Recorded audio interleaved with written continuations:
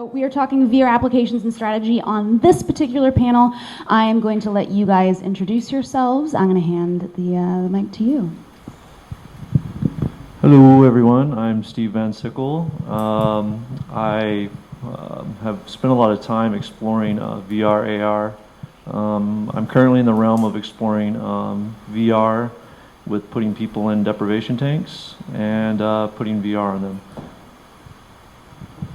I'm Steve McCloskey. I am a nano engineer from UC San Diego. So I started Nano VR, which now is called Nanome, to actually zoom down to the nanoscale using VR and start interacting with atoms to build things. So some of the stuff that our current platform builds is molecules. So this might be used for like drug discovery or drug binding. We're currently working with UC San Diego's chemistry department and nano engineering department. And we're looking to branch out towards more real-world applications in pharmaceutical development. However, we do have a product on Steam, and it's available for you guys to sign up for the beta if you're interested. And it could be used for teaching chemistry and other things around that nature. What do we search? What? What do we search? Oh yeah, sorry. So just search Nano VR or Nano 1 on Steam Store. Hi everybody. My name's Chance Roth, and I'm a local startup guy here in San Diego, and my company's called AnimateObjects, and we've currently got 2 games in VR on the Steam store, as well as an augmented reality platform, geolocation-based augmented reality platform, and done a lot of research in the space and tinkered around, and we're kind of zeroing in on where the business is. Awesome. Thank you guys. So I want to go over the same sort of flow as we did on the first panel here. So I'm going to ask you kind of what's something that's working really, really well for you, what's something that's a challenge for you.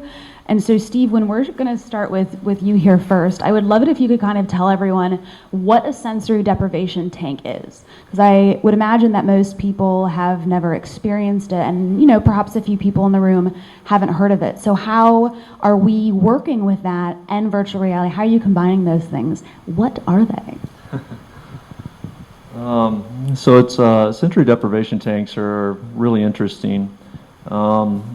Basically, it's if you get inside of a tank that's filled with a small amount of salt water, it allows you to float, and at that point, you can scan your body.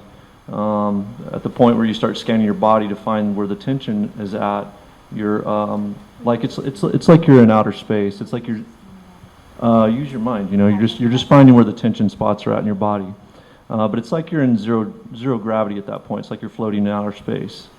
So at the point where you've scanned your body, you can eliminate completely your body. You can start focusing in on your mind. So that's the only thing that's left is your consciousness. And then obviously, just like the monks up in Deer Park up in Escondido say, the mind is limitless, right? You can just start going deeper and deeper into your mind. So I've actually floated before and experienced flotation. And I had this idea to explore this area prior to floating, and I was using it to try and superlearn. So I dubbed it the Project NEO, stands for Neural Enhanced Observation, and I was attempting to use Google Glass and another technology called Spritz, which Spritz, what it does is it allows you to increase your reading speed, and so instead of you going left to right, top to bottom to read, it strobes the words in front of your eyes. So it rapidly increases your reading speed from like 150 words a minute to like 600-700 words a minute. So the idea was to get you in the tank somewhere that's extremely quiet, that you can block out all your other senses, and then absorb some text or whatever you wanted to absorb in a very short period of time. And as an analytical perfectionist, I struggle with this all the time because when I'm reading something, I want to absorb as much as possible and in a short amount of time as possible.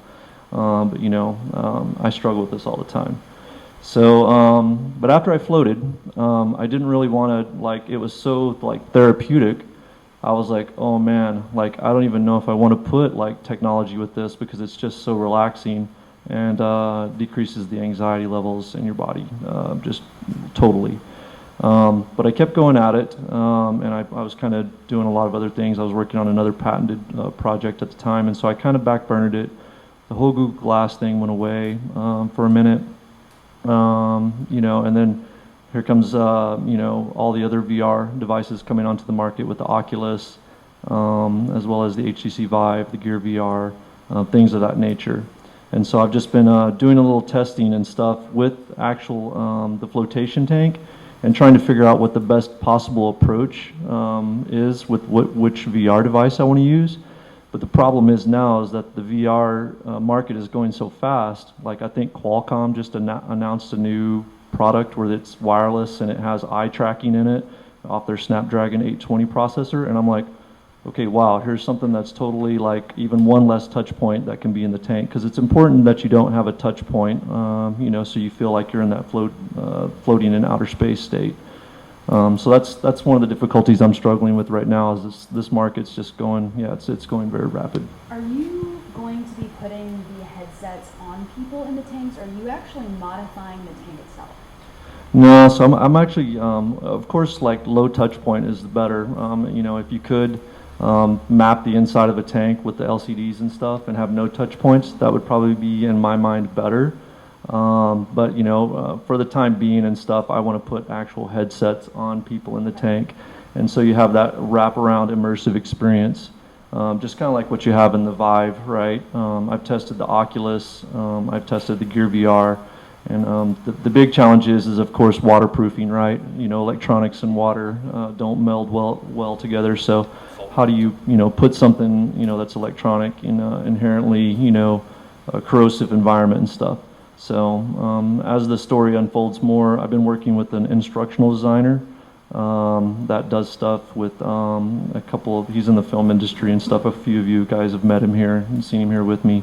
But I've been working with him on a Buckminster Fuller concept called Grow Out, and that's probably going to be the first media content that we put in the tank on somebody, because the idea is it's so therapeutic is to get people to heal themselves, or to elevate in frequency, and possibly even, like Kurzweil says, by the year 2030, 2040, when we get close to the singularity, is transcend the physical body. So, call me crazy. Yeah, that's awesome. That's what they always call people, right? And Steve, going to the next Steve down the line, of course. Give us a little bit more insight into Nano, and then tell us a little bit about what's working really well for you, and then give us a couple of the challenges that you're coming up against. Sure. Yeah. So Nano. So I ask you all to use your imagination. Imagine a single piece of hair. That piece of hair is 50 microns. So you have to zoom down another entire order, 1,000 times smaller than this human hair, in order to even get to the nanoscale. So these are scales that are really hard to imagine, really hard to think about, and really hard to see even with the best scientific equipment that we have. So with this program, with Nano VR, we're zooming down there to make this more accessible, and also commuting between scales so that we could show people how it's all really connected at the nanoscale. And then in terms of technological development, some of the challenges we've run into have been in scaling. Right now we're at sort of like 1 nanometer scale. So an atom is right in front of you. An atom is the accessible level that you're interacting with. But there's not really too much you could do with single atomic sort of design besides designing molecules. But my background is nanoengineering. So nanoengineering is more than just molecules, more than just like the biotech sort of protein level, genomics sort of side. It's also transistors, it's semiconductors. It's devices that we haven't really thought about in our generation. It's using the entire range of materials, not just what's limited, steel, silicon. These are really common materials that are used in industry a lot, but there's a lot of better alternatives. So giving people the ability to select a large range of material geometries and design from the nanoscale up to our scale really makes it this sort of limitless engineering goal where we can design anything that is physically possible to create. So with our platform, we're hoping to continually build it and build it and build it up to the point where regular people could really design at any scale that they want to design. So you think 3D printing right now could print it maybe a human hair scale, like 50 microns, sort of is like the smallest size that you get on these commercial 3D printers that you buy for your house. In the labs with nano engineering department, we could print down 50 times, 500 times smaller than that. We could print at 100 nanometer scale, which if you think 100 nanometers is like 300 atoms across, something around that scale. So these scales are getting smaller and smaller and smaller. For instance, the transistors in your smartphone have features that are like 14 nanometers. You think, oh, hey, the new chip is 14 nanometers, like they hype this. What does that really mean? It means that the feature on the gate is like 50 atoms across. So we're really at this point where we have really cool technology in our world. It's everywhere. It's in the GPUs that we're using for virtual reality. It's really this miniaturization of technology that allows all these other technologies to build off of it. Another cool thing with the GPUs is they're able to be used for so much more than just the graphics. They could be used for machine learning as a big part of it, but also molecular dynamics simulation. So that's the actual simulation of the atoms. So with our platform, it's not just designing at the atomic level. It's using your GPU for the simulation. So if you go out and you buy like the best 1080, 1070, or the new Titan or whatever it is, it's going to give you great graphics, but it's also going to give you the ability to simulate things at the atomic level. So given that there are a lot of researchers interested in this, like we really want this tool to get out there and get exposure to more people. And then you open this conversation up and see if we can shift as a society more towards having the understanding at that level and more towards creation at that level. So when we're talking about designing on an atomic level, can you like really hold my hand here? Like walk me through a use case, like really spell this out for me. The nano engineering thing, like really, like literally hold my hand and sort of say, this is what this means to the everyday person. Hey, general public, this is what it means to you. So yeah, that was actually a big, like I was part of the first class of nano engineers from UC San Diego, and we were the first department of nano engineering in the world. So like learning this all on the chalkboard was actually incredibly difficult. And the textbooks, like they have some cool pictures, but like I always wanted it like, why isn't this like 3D graphics like video games? And then VR came along, and it's like, to really convey this, let's just put a VR headset on somebody, let them interact with it. So I'll just walk you through the experience with our first nano platform. So you get in there, you could select different atoms to place. You place a carbon. So instead of drawing on a chalkboard like this is a carbon, this carbon's connected to this, and like drawing a backbone or something, you're just doing it in 3D space. So if you wanted to then draw in 3 dimensions and draw like these 3-dimensional sort of chemical structures, instead of having those like weird, like in a textbook you'll see like a black bar arrow indicating that it's like into the page or out of the page or whatever it is, you just put it in 3D space. So yeah, atomically precise design, really just placing atoms around, connecting them, creating bonds, hitting the simulate button and seeing what happens. So then it sounds like this is on one hand an educational tool, but then it also seems like perhaps this would have real world applications and enterprise solutions perhaps in the pharmaceutical industry. Definitely, yeah, and that's the goal that we're building up to Gotcha. right now. But by releasing it out to just like regular people, really you get the usability and seeing like what works best, because this is just not done before. Yeah, absolutely. Yeah. Thank you so much for that, Steve. Chance, so give us a little bit more insight into AnimateObjects, and then tell us a little bit more about that, some of the projects you're working on, some of the challenges that you're coming up against, and then what's some of the stuff that's working really well for you guys. Okay. Well, we've been in stealth mode. We were in stealth mode for about a year, working on the database backend for an augmented reality platform, and then we got invited to the Unity. I'm forgetting the Unity Summit, a VR summit up in LA, and they had their Oprah moment and said everyone gets a Vive in the room, which was about 2 months before the Vive launch. And so there I was with a Vive in my lap, and I, did some off the back of the napkin numbers. It was like, okay, 1,500 of these people are going to go and turn it around and sell it on eBay for $2,500. 300 people are going to go just consume or whatever, and then maybe that leaves 100 people who are actually going to develop. So it leaves a good opportunity to go, hey, let's put something on the Vive store before anybody else. 2 months later, I've got a game on the Steam store. 3 days after they went live. And it was, it was a fun game and very energetic. It's basically Breakout in VR.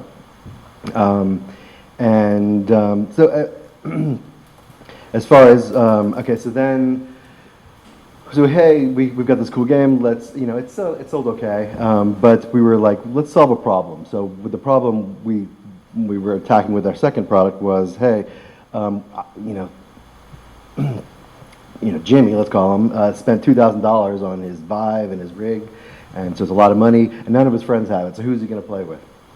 So for our second game, BitShift, our idea was, hey, let's put a VR player up against a PC desktop player, and so they can play with all their friends. So that's kind of the impetus, the kind of thinking with our second game. It's a 4-on-4 multiplayer game, and you can play all VR players, and the VR players are robots being the runners, and all of the PC desktop players are vehicles. They're tank, drone, bike, and jet, and then they're attacking each other. So it's a big arena, battle arena type thing. So that's our second VR game. Now, some of the problems we've been kind of... I was going to say, I feel like, how did you solve that issue of bringing in VR players and then PC players? Like, how did you design for that? There's kind of two sides to the equation. I mean, ultimately, it is the same engine that's running on both, but VR gets a kind of a different entrance, and they get different tutorials because they've got their own weapon styles, and they've got like teleporters and jump guns and melee weapons and like a glaive like Tron, and the whole thing is kind of does have a Tron aesthetic. It's like you're in the battle grid, right? So you've been injected into the grid. So problem. So the numbers. I mean, what are the numbers behind this business, right? So we've a couple months after the Vive started shipping, there's an article that says 50,000 units have shipped. And then, a couple months or two later, 100,000 units have shipped, and all of my cohorts and people I've talked to said nowhere near that number of units have shipped. And not even, so who knows? And it's really hard to reach those customers too, because how do you reach, that little niche of the Steam customers that have a Vive? And they do that bit of marketing, and people who have VR headsets are looking for stuff, but and there's actually, it's growing, but I mean the library is still relatively small. So it's just a challenge of, we positioned our game in particular to be a price point where, hey, it's a no-brainer. It's $4.99. It's $9.99. It's like you buy, a lot of players. I mean, they've got the money to spend on a $800 Vive and a $1,000 thing. They're looking to play some stuff, and so we kind of went looking for price points at that level too. And yeah. How and this is definitely going to be conjecture. How many units do you really think are out there? Like when you're looking at sales and when you're looking at user numbers, right? If you had to guess, if you had to throw out estimation, like really what would you say? How many on Steam VR? on Steam VR with the Vive? I think it's in 50,000 maybe. Really? You think it's less? No, I was thinking it was a little bit more. I think what you're yeah, but those as numbers. People who are actually in Steam looking for games to actually use the experience rather than it's in the office. Is that? It's a small number anyway. It's completely anecdotal, but I mean, but Yeah. I think there's some people in the room that might know a little better than I do, but that actually have been misquoted their numbers, so I think by orders of magnitude, and they're making assumptions based on that. So I mean, you can look at how many units of tilt brush have been activated. I mean, that's the kind of the benchmark, right? Because everyone gets that for free out of the box. But how many of those did they give away? I mean, so I think it's really hard to say. I mean, that's why it's all Yeah, I wish I'd had better numbers so I could see how good I really am or not. Yeah. So then with that kind of context in mind, we're talking about market size, right? And we're talking about whether it's 250,000 on Steam VR, whether it's 100,000 on Steam VR, whether it's 50,000 on Steam VR. Whichever way you cut it, it is a small number. Oh, absolutely, Right? yes. So within that context, would you have any advice to people in the room who are developing games? What platform should they develop for? Like, should you just go to mobile? Is that where people should just go because that's where the eyeballs are? You know, what? That might be how I would approach it, because they're, just the limited nature of the Vive audience, Yeah. and it depends on how immersive and how engaging, and you need the wireless controller stuff. We ported one of our Vive games to Gear VR, and instead of the throwing technique, we were doing like a Cyclops technique. So it was very similar, but in fact our game worked. It kind of worked for our where we are set up. So yeah. What's some of the stuff that you've seen going really well on the games? What's selling a lot, or what's going really well? It's, I mean, you can make it pretty quickly, and you can experiment and with the physics, and there's all types of stuff to learn about what looks good. The Vive has like a sweet spot in the eye, the lenses. So if you put stuff up to the top, it's going to be might be a little blurry. So you learn that type of stuff. We have an interesting mechanic in our game where it's like a hyper jump gun, and it's almost like a grappling hook, but you can just kind of jump around. And and so a lot of people were originally saying, hey, that's going to make people disoriented, or because we know that walking around in the gamepad is disorienting. But it turns out that actually isn't so bad, and after a minute you kind of get used to it, and you're getting into it. So it's the learning curve. It's like the stuff you don't know that affects your body as you're doing it, and the UI kind of enhancements, like stuff. One thing what always happens is when when our game loads up, people, they don't always know where the front is, right? So I mean, the splash screen is like happening behind them, so they never see the cool, they never see our letters.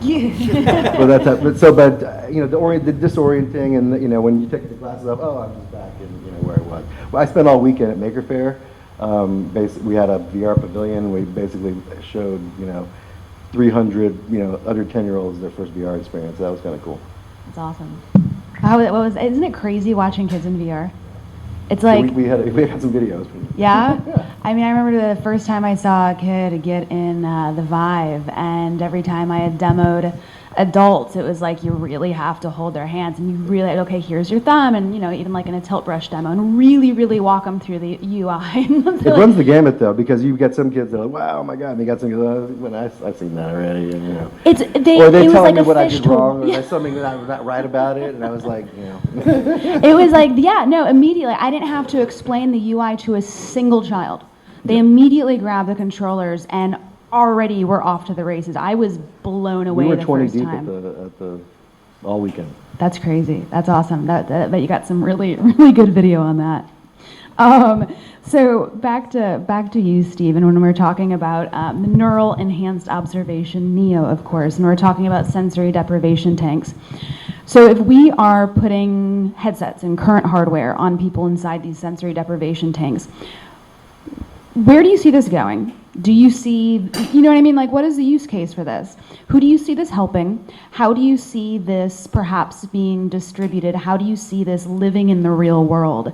And then if it's the neural enhanced observation, how are we observing? Out of course, our own internal observation, do you have any plans to have observation technology built in, such as the eye tracking that you mentioned with the Qualcomm project? Do you have any plans perhaps on the horizon to build in those observation technologies to the system, and then kind of who's going to be affected, where is this going, and then what do you have kind of coming down the pike? That was a lot. I'll try and do my best.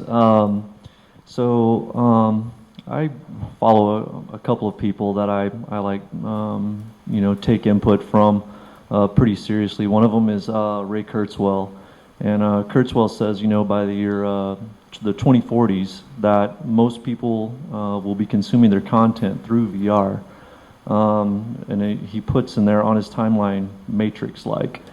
Which is extremely interesting, right? And it's extremely uncanny the way my project follows almost the movie, The Matrix, of putting people into a sensory deprivation tank and having them consume content.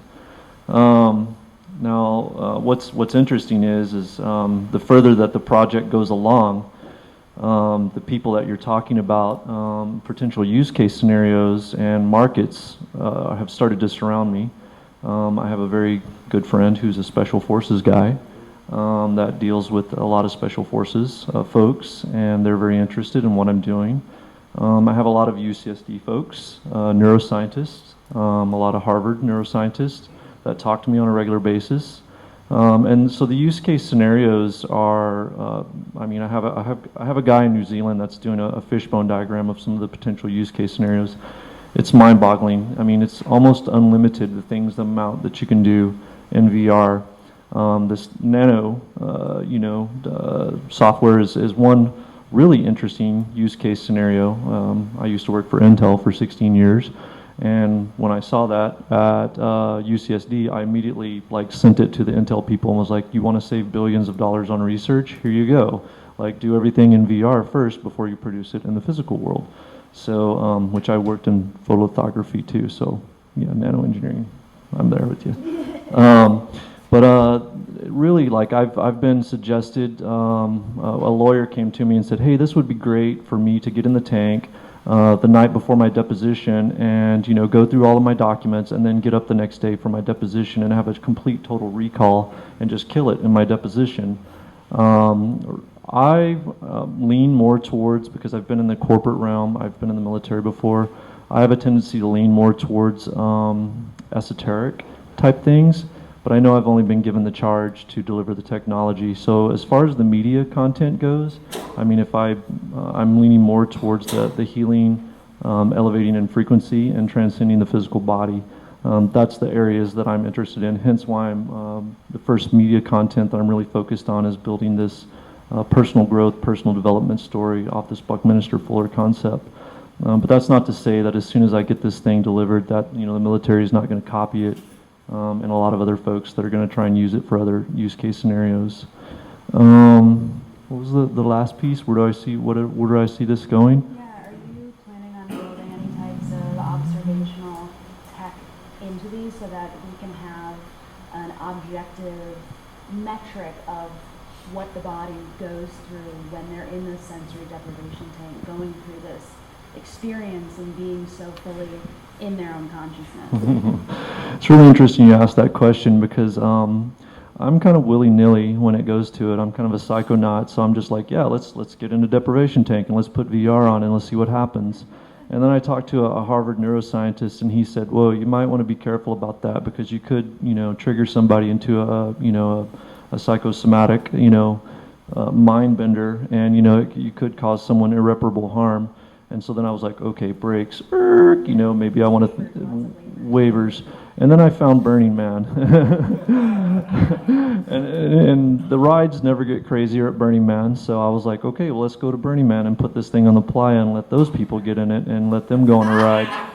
So, but then I started thinking about all the implications about those guys and having to hang out with them for a week out in the middle of the Nevada desert, and I was like, no, I don't think I want to go to Burning Man, So I wound up not going to Burning Man and stuff, and I've really been thinking about how to, to put this thing out there that it's, where it's somewhat safe, because I don't know exactly what's going to happen, I mean, as far as people getting in the tank, some people, maybe you're experienced, maybe you see God or something, maybe it triggers some sort of, past event in your life. I don't know. And so, like you said, the waivers, that's, and then probably some lawyers and things of that nature. It's California. Yeah, things of that nature are probably coming into my immediate future and stuff. But for right now, it's just close people that I trust and stuff, and that I'm experimenting with these things with. And as far as future tech, I'm building it out. Like I said, John Lilly, the inventor of the sensory deprivation tank, he was a far out there guy. He's since deceased, but this guy had some really interesting things about interspecies communication and those types of things. So when and he did a lot of research for the National Mental Health Institute in New York, and so he got to go a lot of interesting places too, and do this research and stuff. So I'm really interested in just, seeing kind of where, the money comes from, the funding. That's going to probably fuel me in a direction because, as entrepreneurs know, we all eat crackers and, we develop some of the greatest technology. But I'm really excited to be here with all of you. I think that you guys are going to be probably, or not probably, will be, the people that are driving this industry so that when it does grow to, the $162 billion mark that I've seen projected and stuff, you guys are at the forefront of this and pushing the envelope. So I'm very appreciative to be here with you all today and to share this with you. So thank you. And to the next Steve. When we're talking about Nano VR, what platform are you designing this on? What are you using it on now, and why did you choose that platform? So for a while we were actually doing some C++, open scene graph because we wanted it to be like better communicating with the GPUs, and then we wanted to do more simulation stuff, but we actually decided to use Unity. So we're using Unity right now because, I mean, it offers the same sort of robustness in terms of like you could have your own graphics pipeline if you want to write your own shaders, as well as the simulations that are completely separate now from the graphics platform. So there's just really good communication layers in the stack that allow us to do the simulations and really have all the front-end user experience through Unity. So yeah, Unity's been great for us. A lot of video game companies are using it right now.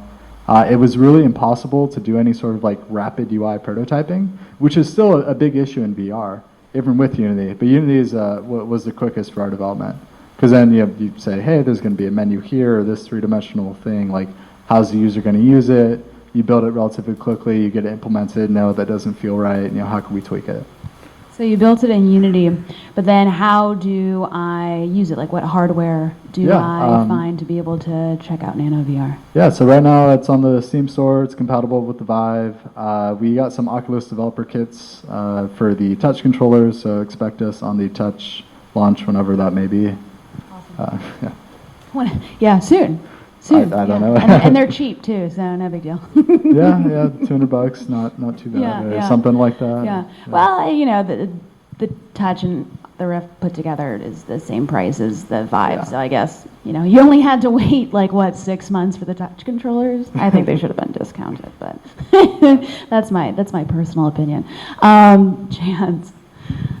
So when we are talking about games, and we're talking kind of about the future of games, especially in virtual reality, and having these incredibly immersive experiences and being able to interact with our favorite big titles, I really wanted to get your opinion on PlayStation VR. So it's coming out on October 13th. Right, and it pops into your existing PlayStation 4, the PS4 Pro update that just kind of came out, and that has a great install base, almost 40 million worldwide install base. I think it's 36 million or something. But when we're looking at the specs for PlayStation VR, and it's at 60 frames per second when we're talking about the Vive and the Rift that typically have 90 FPS, right? And we're also seeing AAA titles being just kind of ported over to PlayStation. I would love to get your opinion on some of the pros that you see happening with PlayStation and maybe some of the dangers in those lower specs, perhaps? PlayStation's going to definitely bring it to a whole new audience and a whole much wider audience. So that's the good news. Hopefully, developers like me are going to be able to get in there. I think we had the conversation earlier where it's we're trying to get in their dev program as well. So the downsides are, it's very easy to get disoriented and nauseated in VR, and the lower the frame rate, the more you're going to feel that, and especially if it drops below that. I think they've just got like a hard lock on it or something, so I think they're going to run it through their profiler so it doesn't do that. But that's the main thing. It's the quality level, but it's going to be ubiquitous, so it's really going to open it up, and hopefully we'll be able to be there. Do you have any maybe input on these AAA titles that are going to be moving over? Yeah, and so I perhaps mean, only if you just ports? go, like, there's some games on Steam already that just are straight ports, and you know, anyone that starts with the gamepad, you know, I'm pretty much avoiding because I know that, you know, 2 minutes in, 1 minute into it, I'm gonna go, oh, I don't feel so good. And you know, I think everyone, I can go into the why you feel sick part, but I mean, basically your body feels like it's poisoned and it doesn't go away fast. I mean, it could last, you know, anywhere from 5 to a minute to an hour. So, and they just, you know, it's not a good feeling. That's, I mean, I haven't seen it obviously, but that's when I had a 10, you know, I had a 960 video card and I tried to run, you know, the Dota, the Sorcerer's Room, and I was like, it was like blurring all over the place, and you know, I couldn't, it was unplayable, and you know, if that happens, then there's going to be problems. Yeah, yeah. Interesting. Awesome. Awesome. Thank you so much, guys. A Chance, Steve, thank you. Guys, give them a really big round of applause.